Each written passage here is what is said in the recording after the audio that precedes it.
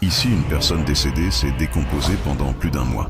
Les fluides corporels ont traversé le lit, rongé le plancher et coulé jusqu'au sous-sol. Les mains de la victime sont restées collées au bois. Aujourd'hui, la société NHC intervient sur une scène extrême. Ne vous êtes-vous jamais demandé ce qu'il arrive une fois que la police a quitté la scène de crime? Les nettoyeurs sont des entreprises privées qui s'occupent du nettoyage après le départ de la police. NHC Réhabilitation Logement est l'une de ces entreprises qui s'occupent des conséquences des homicides, des suicides, des décompositions tardives, syndrome de Diogène et bien plus encore. Voici leur histoire.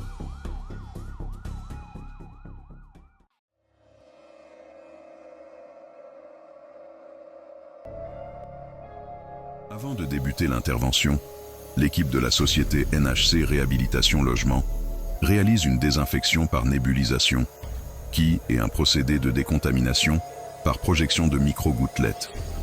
Cette technique permet d'éliminer les agents pathogènes présents dans l'air, purifiant légèrement la pièce avant de passer au nettoyage en profondeur. Ce procédé est efficace.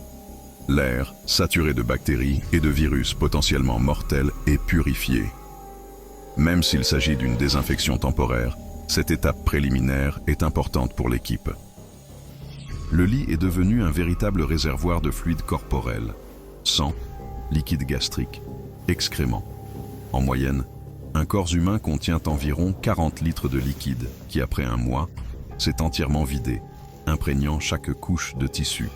Rien ne peut être récupéré, tout doit être retiré et incinéré avec précaution. Le technicien commence par retirer les draps et les couvertures, totalement saturés. Chaque élément contaminé est placé dans un sac d'asserie, destiné aux déchets biologiques à risque infectieux. À chaque geste, il faut éviter toute projection ou contact accidentel. Ce type d'intervention est éprouvant, tant physiquement que mentalement. L'odeur, omniprésente, pénètre les équipements. L'humidité laissée par la décomposition rend chaque mouvement plus difficile. Mais cette étape est cruciale. Tant que les éléments souillés ne sont pas retirés, la pièce reste un véritable foyer de bactéries et de gaz toxiques. Une fois toutes les couvertures retirées, sous la dernière couche de mousse, l'horreur atteint son paroxysme. Une mare de sang, épaisse et sombre. À sa surface, des asticots grouillent encore, se nourrissant des résidus organiques laissés par la décomposition. Les larves, attirées par l'humidité et la matière en décomposition, ont colonisé la zone. Preuve que même après un mois, le processus n'est pas encore terminé. L'activité est intense. Le liquide corporel grouille de larves en pleine croissance. Certaines ont déjà atteint leur dernier stade avant de se métamorphoser. Des mouches sont même encore là à tournoyer, prêtes à pondre à nouveau, perpétuant le cycle de la décomposition. Ici, la mort n'est jamais figée. Elle évolue, se transforme, se propage. Et tant que les techniciens de la société NHC Réhabilitation Logement n'auront pas terminé, la pièce restera prisonnière de la putréfaction.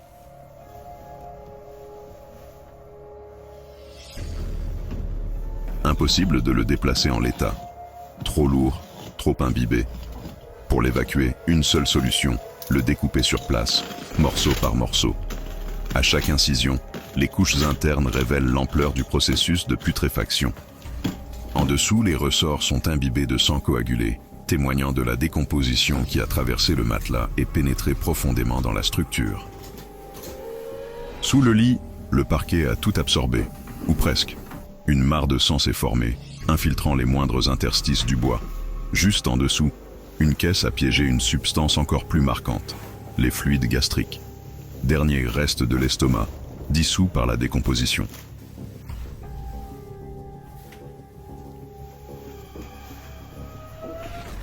Quand tout à coup, un détail glaçant apparaît. Sur le sol imbibé, des mains décomposées sont restées piégées, collées au plancher, figées par les fluides corporels. La peau, dissoute par l'humidité, s'est fondue avec le bois. Les ongles, noircis et crispés, semblent figés dans un dernier mouvement. Ici, la mort ne s'est pas contentée d'emporter un corps. Elle l'a ancré dans la matière même de la pièce. Les mains se détachent, mais sur le plancher, la marque de la décomposition reste gravée.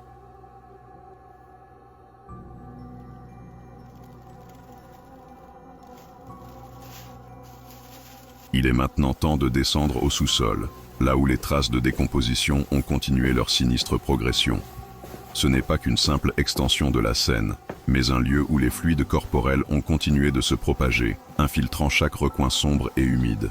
Sous le plancher, le sang a coulé et imprégné les matériaux, s'infiltrant lentement, souillant chaque recoin, chaque surface. Même les poutres en bois, autrefois solides, sont devenues les victimes de cette lente décomposition. Le sang est partout. Partout où l'on regarde, les fluides corporels ont laissé leur empreinte. Le sous-sol est devenu un véritable bassin de décomposition, saturé de sang. Le sang continuait encore de couler sur les murs. Une fois remonté à l'étage, bien que la pièce semble désormais propre, le plancher et les poutres sont toujours imprégnés de fluides corporels. Les agents pathogènes continuent de se développer, invisibles mais bien présents. La seule solution pour éliminer cette menace invisible, retirer le plancher et les poutres souillées afin de stopper la propagation des agents pathogènes. Sous les plaintes, des morceaux de chair se sont incrustés dans le bois. Cette situation est bien plus qu'une simple salissure. Ces fragments sont des foyers potentiels d'infection. Il est impératif d'agir, et vite. À l'aide d'un pied de biche et d'une force considérable, chaque latte de plancher est progressivement détachée. Le processus est long et laborieux. Chaque planche, imprégnée de fluide corporel, exige une attention particulière. Il est maintenant impératif de retirer le plancher, un élément essentiel de l'intervention, avant d'envisager toute nouvelle rénovation.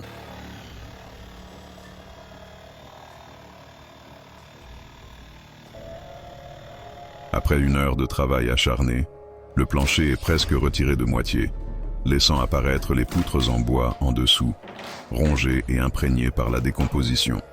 Le sous-sol commence à se révéler, avec les restes de fluides corporels qui ont pénétré profondément dans les matériaux. L'espace, désormais dégagé, laisse entrevoir l'ampleur des dégâts et le travail restant pour rendre la zone sûre et propre. Les poutres en bois sont découpées pour être évacuées et remplacées par de nouvelles poutres, saines et sécuritaires, afin de restaurer la structure et d'éliminer toute trace de contamination. Le sous-sol a finalement été débarrassé. Le plancher retiré et les poutres endommagées ont été remplacées, tandis que d'autres poutres ont été soigneusement nettoyées, curées et traitées pour éliminer toute trace de décomposition. L'intervention est maintenant terminée et l'environnement est devenu sain. Les agents pathogènes ont été éliminés. Chaque surface a été nettoyée et désinfectée, assurant ainsi la sécurité et l'intégrité de l'espace pour les prochaines étapes.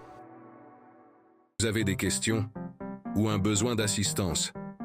Contactez-nous au 05 33 06 20 55 ou rendez-vous sur notre site internet www.nhc-cleanfrance.fr. Nous sommes là pour vous aider. NHC Réhabilitation Logement vous remercie.